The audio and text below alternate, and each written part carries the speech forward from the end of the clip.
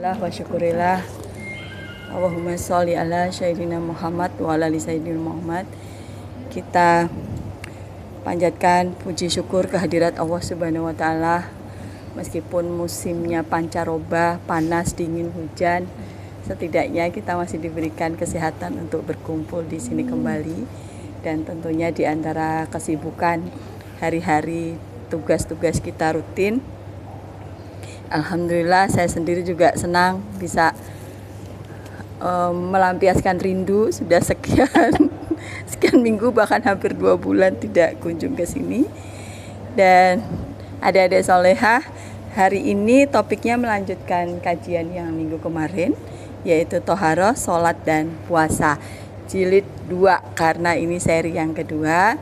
Dan semoga kajian yang disampaikan oleh Ustazah Sumaya hari ini bisa kita tanggapi secara interaktif dan bermanfaat dalam kehidupan sehari-hari, tentunya sebagai bekal kita di akhirat nanti.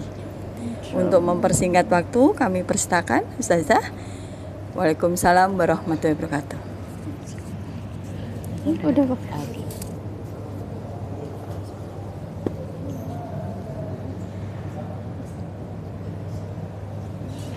A'udzubillahi minasyaitonirrajim. Bismillahirrahmanirrahim. Assalamualaikum warahmatullahi wabarakatuh.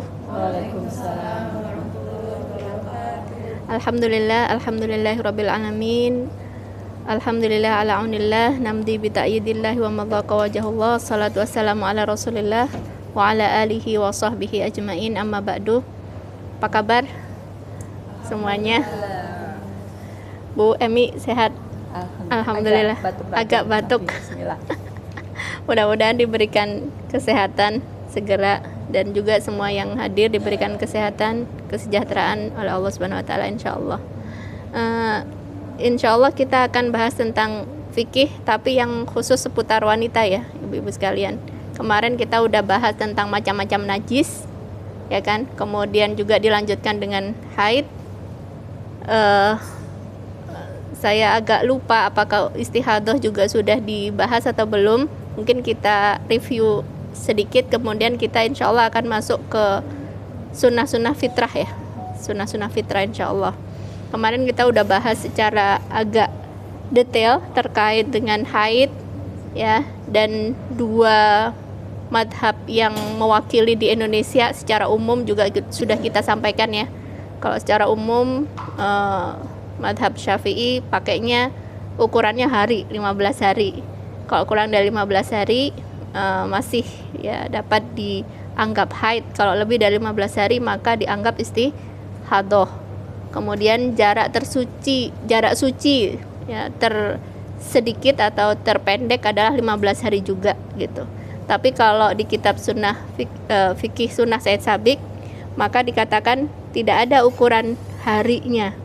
Adanya adalah patokannya adalah kebiasaan, kemudian pengenalan kita terhadap sifat-sifat darah. Masih ingat sifatnya itu dari warna dan bau. Baunya itu khas, warnanya ada 4, merah, hitam, kuning, keruh. Jadi 4 warna ini, 4 warna darah. Kita disuruh memperhatikan warnanya, dikenali gitu. Yang warna asasi, yang pokoknya adalah hitam dan merah. Kuning dan keruh masih dianggap haid ketika di dalam hari-hari haid. Misalkan 2 hari haid, hari ketiga kok keruh kuning, itu masih haid gitu.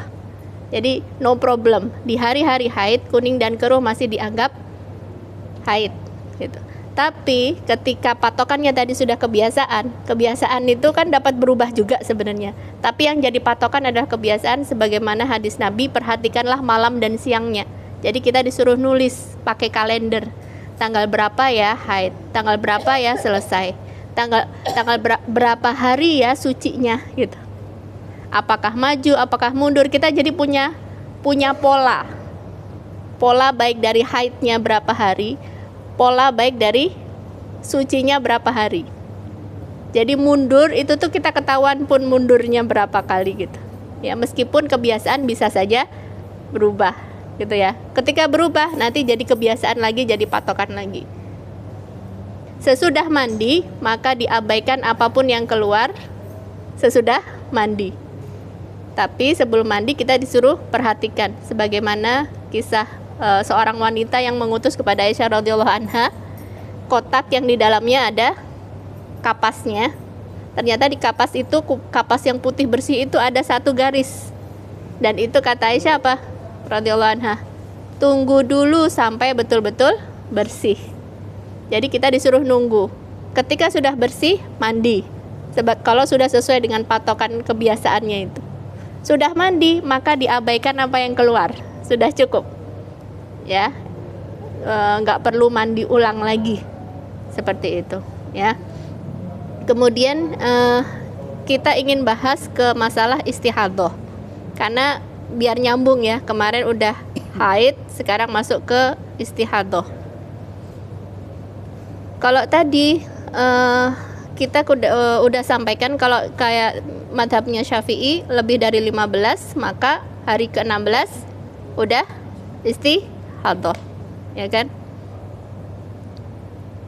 Maaf bentar, saya lihat ininya. Oke. Istihadhah yang paling terkenal adalah riwayatnya Hamnah binti Jahash. Dia berkata, aku pernah keluar darah istihadhah yang banyak sekali. Lalu aku menghadap Nabi untuk meminta fatwanya. Beliau bersabda, itu hanya gangguan dari setan. Jadi ada raqdatun min raqadati syaitan. Jadi bisa jadi istihadhah itu adalah gangguan setan. Ya. Sikapi seperti masa haid 6 atau 7 hari. Kemudian mandilah. Jika engkau telah bersih, sholatlah 24 atau 23 hari. Berpuasa dan sholatlah, karena demikian itu cukup bagimu. Kerjakanlah seperti itu setiap bulan sebagaimana wanita-wanita yang haid. Ya. Jika engkau kuat untuk mengakhirkan sholat zuhur dan mengawalkan sholat asar, maka kerjakanlah. Kemudian engkau mandi, dan ketika engkau telah suci, sementara engkau telah sholat zuhur dan asar dengan jamak didekatkan gitu ya. Kemudian engkau mengakhirkan sholat maghrib dan mengawalkan sholat isya. Kemudian engkau mandi dengan 1 kali mandi, ya, untuk sholat tersebut. Jika engkau mampu, kerjakanlah demikian. Engkau mandi berserta sholat subuh yang engkau sholat. Beliau bersabda, inilah 2 hal yang paling aku sukai. Jadi riwayatnya agak panjang dan perawinya sama, ini kondisinya sama, si Hamnah binti Jahash ini yang dia istihadhah dan mengadu kepada Nabi. Dari hadis yang tadi yang cukup panjang bisa diambil beberapa poin. Yang pertama adalah wanita yang istihadhah itu tidak diwajibkan mandi kecuali 1 kali pada saat haidnya berakhir.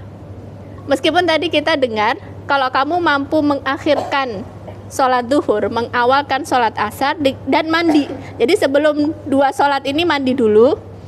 Sholat zuhurnya diakhirkan, sholat asarnya diawalkan, tapi masing-masing di waktunya gitu, bukan di jamak diakhirkan waktunya atau diawalkan. Jadi didekatkan waktunya. Jadi intinya di sini tidak ada kewajiban mandi kecuali pada saat berakhir tersebut. Kemudian tadi juga bisa dipahami kalau seandainya seperti Hamnah binti Jahash tadi yang haidnya ternyata atau istihadhahnya itu tahunan, Bu. Bayangin tahunan keluar terus. Maka tadi nasihat Nabi apa? Maka kamu haidnya adalah 6 atau 7 hari sebagaimana patokannya perempuan pada umumnya. Sesudah itu dianggap suci, tetap sholat, tetap puasa, nggak ada masalah, diabaikan gitu. Ya. Kemudian juga apa? Wajib berwudu setiap kali sholat. Ya, wajib berwudu setiap kali mau sholat, karena ini termasuk yang udzur gitu ya, karena kan keluar terus. Kalau menurut mazhab Syafi'i kan setiap yang keluar dari 2 lubang maka membatalkan wudhu. Nah ini kan salah satu yang keluar dari 2 lubang, tapi diusahakan untuk segera sesudah wudhu itu segera langsung sholat, jangan ngapa-ngapain dulu yang lainnya. Kemudian juga membersihkan vagina, ya, dan meminimalisir keluarnya darah. Ya, apakah ganti panty liner ataupun yang lainnya. Jadi diupayakan sesuci mungkin. Kemudian ketika sholat ya sudah diabaikan, kalaupun ada yang keluar gitu ya, diabaikan semuanya. Kemudian tidak boleh berwudu sebelum waktu sholatnya tiba. Jadi nggak boleh wudu yang tadi gitu, nggak boleh ya.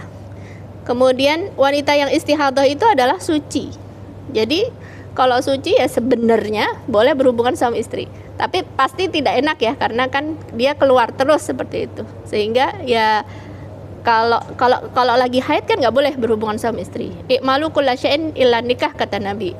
Lakukan apa saja selain nikah, maksudnya dukhul gitu. Jadi misalkan mau bercumbu ataupun yang lainnya selain menggauli vaginanya, maka itu diperbolehkan. Orang yang istihadah itu suci, maka dia tetap wajib sholat, tetap wajib puasa, ya, boleh menyentuh mushaf dan lain-lainnya sebagaimana seorang yang suci. Sampai sini ada yang mau ditanya sebelum kita pindah ke sunnah-sunnah fitrah. Saya nanya aja, istiadah itu orang yang haid atau orang yang haid dengan kondisi tertentu? Kalau kita kembali ke pengertian haid yang kemarin ya Bu. Karena kemarin saya nggak ikut. Iya. Kalau di fikih sunnah Sayyid Sabiq kan beliau menyampaikan patokannya haid itu adalah kebiasaan. Lebih dari kebiasaan berarti apa? Istiadah. Berarti istiadah itu kondisi haid yang melebihi dari kebiasaan. Nah, tapi kalau Nabi nggak menyebutkan itu kondisi haid, itu adalah gangguan setan. Ada raqdatun min raqadati setan gitu. Jadi keluarnya darah di luar masa kebiasaan haid. Iya. Bisa jadi sambil didukung pergi ke dokter ya kali untuk diperiksakan sebenarnya apa yang menyebabkan pendarahan itu. Kalau misalnya kebiasaan haidnya itu 6 hari, nah tapi antara hari ke-4 ke-5 itu nggak ada beneran, nggak ada darah yang keluar. Itu kan kalau misalnya saya mandi dulu itu apa mandinya nanti, tapi nanti hari ke-6 keluar lagi. Makanya jangan buru-buru. Kalau fikih sunnah Sayyid Sabiq patokannya adalah kebiasaan. Kecuali ditunggu sampai hari ke-6, ternyata 2 hari yang kemarin enggak, perhatikan bulan depannya. Karena bisa saja berubah. Saya pun berubah. Saya perhatikan berubah itu pada saat sesudah melahirkan anak ke-4, itu haidnya jadi lebih panjang dari biasanya. Tapi kan itu berpola.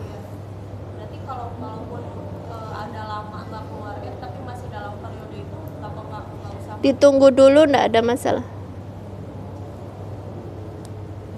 Jadi kalau seperti udaranya lebih dari 6 hari kalau kayak Kebiasaannya 6 hari enggak? kalau kebiasaannya 6 hari berarti itu udah nggak haid. Kalau kebiasaannya 6 hari, maka 6 hari gitu aja. Ditunggu sampai 6 hari. Saya lagi maaf saya lagi. Jadi mungkin ini teman-teman juga mengalami. Kalau sekarang sih sudah nggak haid ya. Tapi selama dulu haid, biasanya saya mulai sholat itu pada saat haid itu merasa bersih sholat sebelum subuh. Meskipun malam itu kadang-kadang sudah bersih, tetapi tetap saya tuntaskan sebelum subuh, itulah saya sudah mandi untuk memulai sholat. Jadi malam meskipun sudah agak-agak bersih, tetap saya tunggu. Kalau di kebiasaan seperti itu gimana Giza? Tapi memang seperti itu terus. Jadi malam sudah agak bersih, tapi biar nggak yakin nanti keluar lagi, nantilah sebelum sholat subuh saya mandi bersih. Iya. Untuk meyakinkan itu pakai itu Bu, pakai tisu. Polanya, kan? Pertama lihat polanya. Oh udah waktunya, udah harinya nih, udah berhenti misalkan. Terus kita pakai tisu yang putih sebagaimana yang tadi ada orang yang bertanya kepada Aisyah. Ditempelkan ke mulut vagina, terus dilihat. Oh masih ada, tunggu dulu. Jadi kita melihat sesuatu yang zahir aja gitu. Begitu, oh ya nggak ada yang putih sama sekali, mandi. Sesudah mandi diabaikan apa yang keluar sudah itu. Ada lagi yang mau tanyain sebelum dilanjut? Lanjut dulu, baru nanti dapat inspirasi pertanyaan. Ya, ini ada yang terkenal di kitab fikih, namanya sunnah-sunnah fitrah. Jadi kita itu diajarkan di dalam Islam itu disuruh bersih, disuruh apik gitu ya dalam segala sesuatu. Itu dikenalnya dengan sunnah-sunnah fitrah. Jadi di sini disampaikan bahwasanya sunnah-sunnah fitrah itu ada dalam satu riwayat itu 5 gitu ya. Di riwayat yang lain disebutkan ada 10.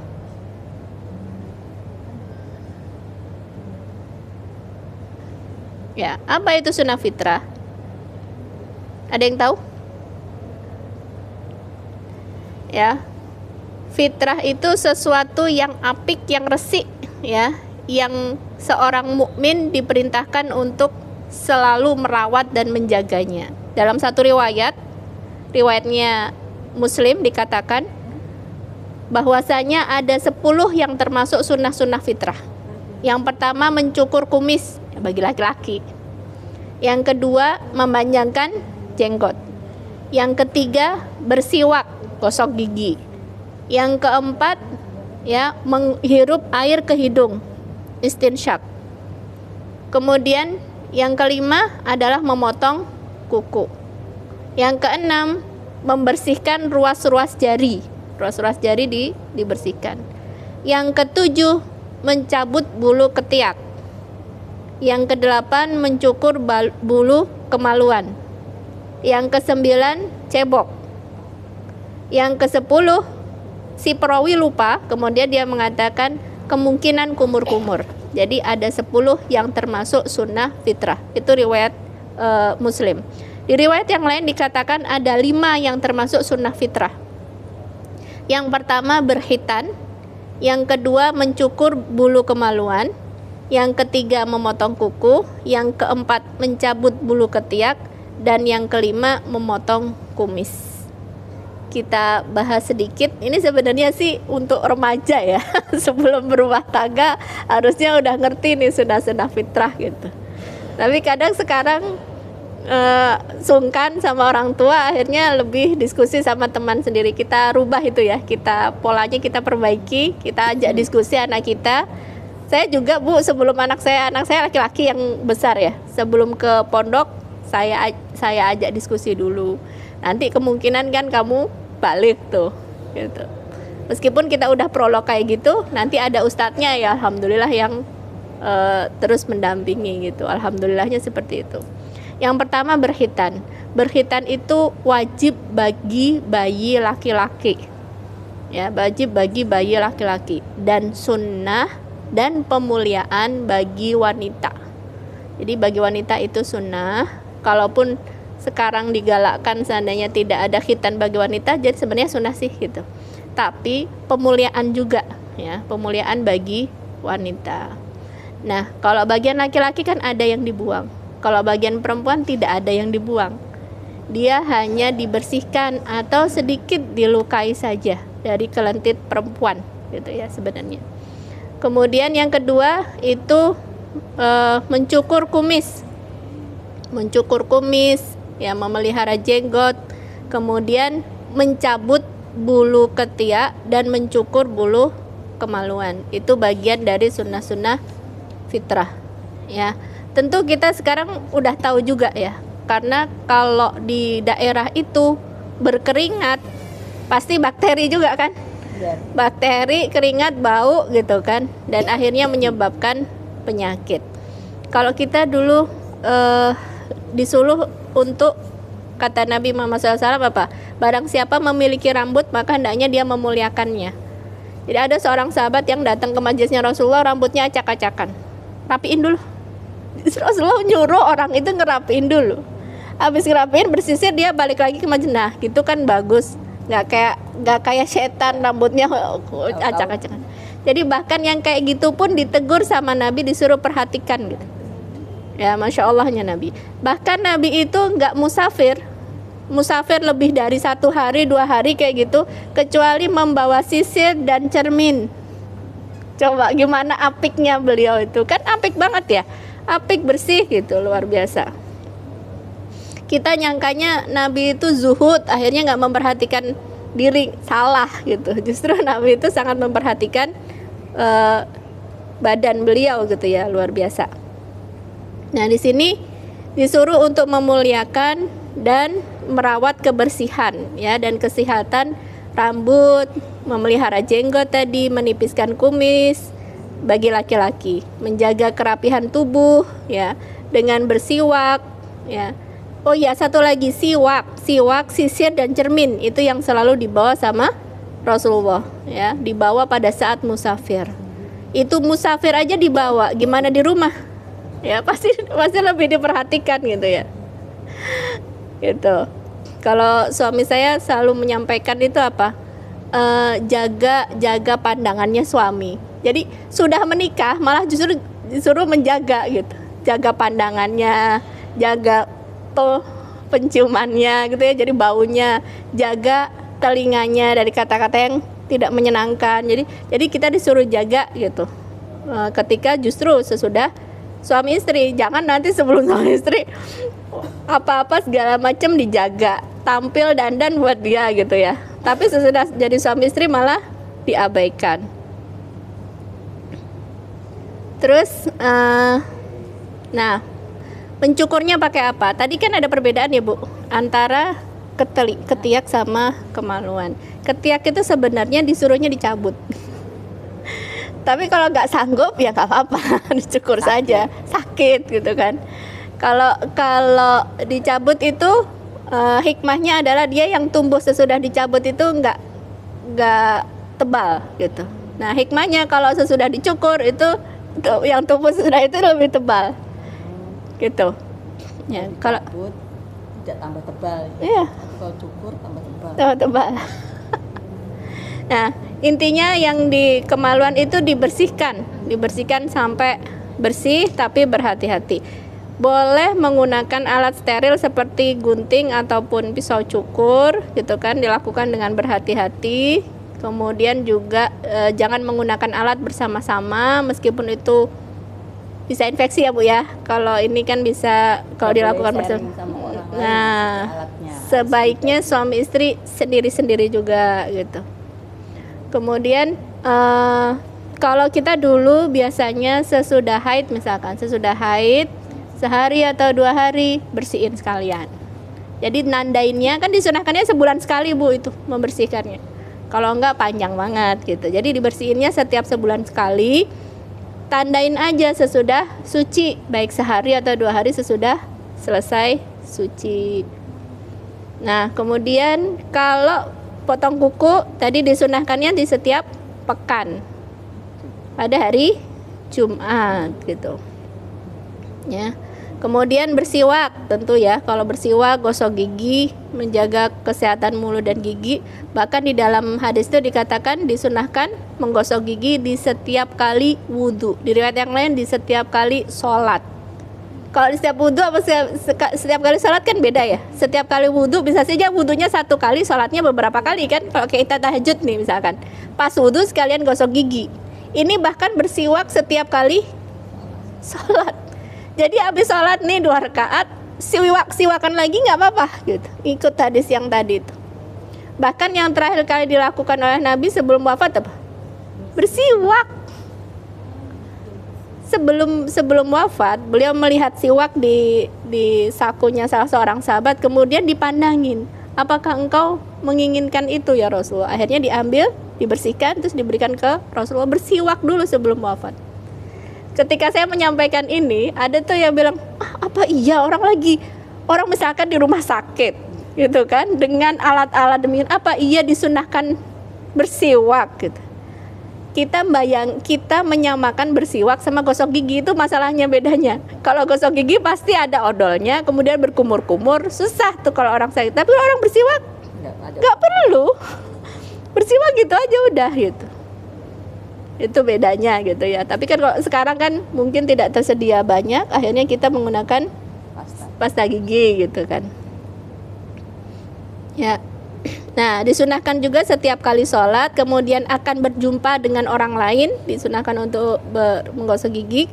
Dan juga ketika mau kedatangan tamu misalkan seperti itu, kita disunahkan untuk kemudian memotong kuku dan mencuci ruas jari. Kita disunahkan untuk intinya membersihkan semua yang yang ada di tubuh kita. Islam itu agama kebersihan, maka hendaknya kita menjaga kebersihan. Selesai. Ya. Taharah dan istihadah. Kalau misalnya kita sedang Ini suaranya pelan banget. kalau misalkan lagi haid, apakah boleh melaksanakan sunat fitrah tadi? Yang mana?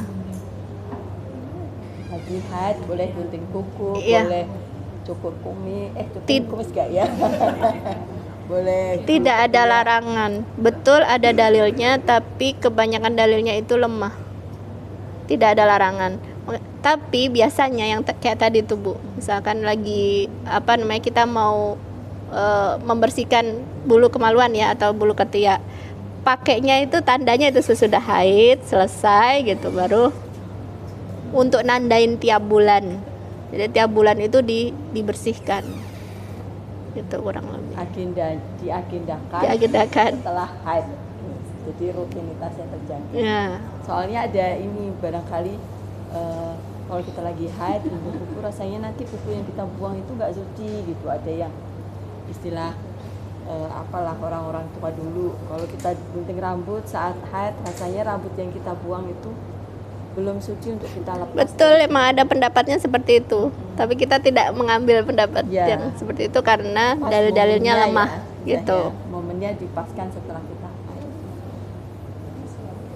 Baik, masih ada yang mau ditanyakan? Pak Is, ada yang mau ditanyain?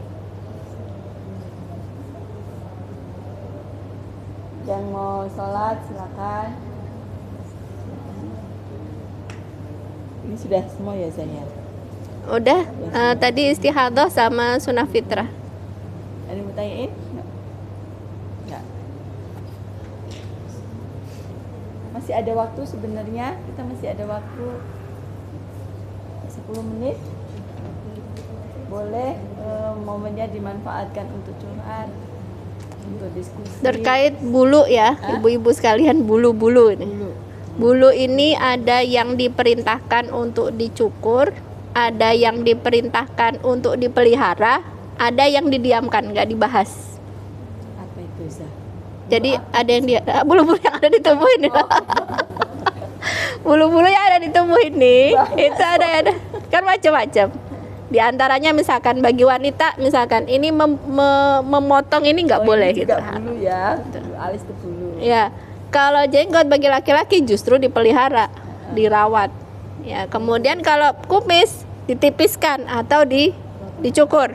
Ditipiskan pun nggak ada masalah sebenarnya. Kemudian rambut bebas, cuman disuruh menyelisihi laki-laki, perempuan nggak sama laki-laki. Nah, kalau ini udah ketahuan tadi sunnah, gitu ya, dibersihkan alis sebisa itu tadi. Nggak boleh. Nggak boleh. Oh, nggak boleh. Kecuali dia mengganggu mengganggu penglihatan ya, misalkan. Sampai misalkan ada yang panjang banget sampai mengganggu penglihatan ya nggak apa-apa. Ini juga Potong. bulu mata kan bulu juga ya. Diapain? Bulu mata dicukur di apa?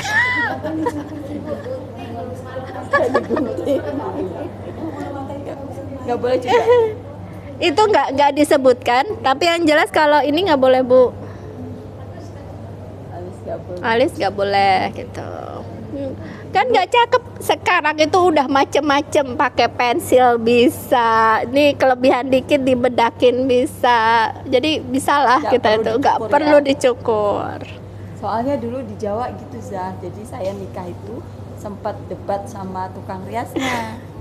Mintanya dia dikerok gitu. Saya bilang nggak boleh, nggak mau gitu. Pokoknya nggak boleh, nggak mau. Tapi kalau nggak dikerok syarat nikahnya nggak dapat, katanya gitu. Zah. Astagfirullahaladzim. Akhirnya karena orang tua juga harus maksa, katanya biar pangling ya. Entah itu Iya, alis. iya. Dikerok alis saya. Setelah itu udah kapok, enggak ada. Itu, Apalagi adat-adat Jawa ya. Heeh. Jawa kan sininya juga Bu, dikerok Bu ya. Yang Sininya bulu kecil di rambut itu dikerok. Tapi karena saya dikeroknya syarat ya. Kalau yang nggak pakai kerudung mungkin dipakai ini Iya, tuh. iya. Kalau saya sih enggak, tapi syarat katanya menggugurkan kewajiban ada aja. Kalau habis melahirkan itu biasanya minimal atau maksimalnya berapa hari? Nifas. Ya, nifas itu kalau dalilnya itu 40. Kami di zaman Rasulullah itu bernifas selama 40 hari. Jadi lebih dari 40 istihadah. Meskipun ada pendapat yang sampai 60. Tapi Kalau 20 atau 30 sudah nggak ya udah nggak ada masalah, kan itu maksimal 40.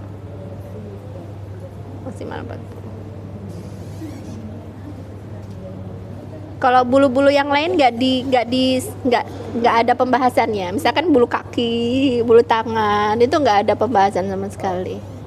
Jadi boleh dicukur, boleh nggak, no problem. Kalau misalkan dia mau nikah, rambutnya panjang gitu kan, bulu-bulunya kan nggak pas gitu, ya dicukur aja, nggak ada masalah. Tapi biasanya kalau keponakan saya dicukur, tambah lebat. Nah itu dia khawatirnya, kalau habis dicukur itu Iya. tambah tebal. Awalnya dia geli karena nurun bapaknya kan, anak perempuan ini cukur. Suatu saya loh dok, kok tebel? Iya boleh dicukur.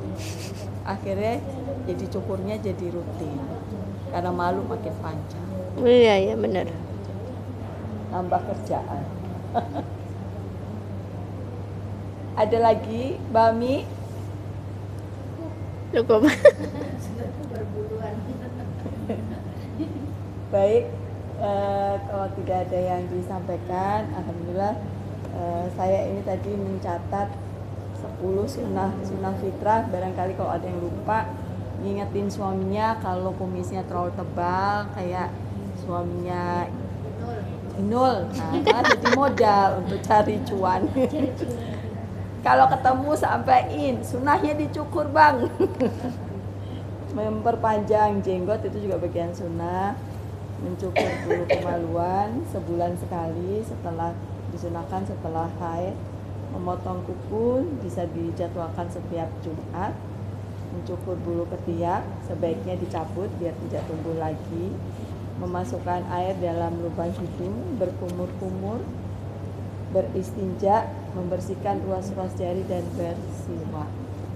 Semoga ini bisa menjadi bagian rutinitas kita untuk saling mengingatkan kepada yang lain. Masa haid normal 6-7 hari, selebihnya adalah istihadah dan diperlukan ketentuan yang tadi sudah disampaikan. Demikian kajian kita hari ini teman-teman, dan semoga 2 minggu lagi kita bisa terjadwal rutin ya Vidya, dan mohon nanti di WA group kalau misalnya ada karena kesibukan teman-teman boleh dengan senang hati kami diingatkan, Bu kapan ada lagi, karena kita juga harus menyesuaikan jadwalnya Ustazah Sumaya juga, beliau biar terjadwal dengan baik. Baik, akhir kalam Ustazah mau doa. Kita tutup dengan kafaratul majlis, dan sebelumnya Doa dulu. Ya udah, kita angkat kedua belah tangan kita hadirkan hati kita. Nastaghfirullahaladzim, nastaghfirullahaladzim, nastaghfirullahaladzim. Alhamdulillahi rabbil alamin, hamdan yuafi ni'amahu wa yukafi'u mazidah. Ya Rabbana lakal hamdu kama yanbaghi li jalali wajhika wa 'azimi sultanik. Allahumma la ilma lana illa ma 'allamtana innaka antal alimul hakim. Allahumma 'allimna ma yanfa'una wanfa'na bima 'allamtana wazidna ilma. Allahumma hdina wahdi bina waj'alna sababan wa sabilan liman ihtada. Allahumma ati anfusana taqwaha wa zakkiha wa anta khairu man zakkaha anta waliyuha wa maulaha ya arhamar rahimin. Allahumma arinal haqqa haqqa warzuqna ittiba'ah wa arinal batila batila warzuqna ijtinabah. Allahumma ansuril mujahidina fi kulli makan wa fi Palestin wa fi Palestin wa fi Palestin wa fi kulli makan fi masyarikil ardi wa magharibiha. Allahumma ij'al jam'ana hadha jam'an marhuma wa tafarruqana min ba'dihi tafarruqan ma'suma wa la taj'al fina wa la minna saqiya wa la mahruma ya arhamar rahimin. Wa akhiru da'wana anil hamdulillahi rabbil alamin. Kafaratul majlis. Astagfirullahaladzim, astagfirullahaladzim, astagfirullahaladzim. Subhanakallahumma wa bihamdika asyhadu an la ilaha illa anta astaghfiruka wa atubu ilaik. Wabillahi taufiq wal hidayah. Assalamualaikum. Waalaikumsalam warahmatullahi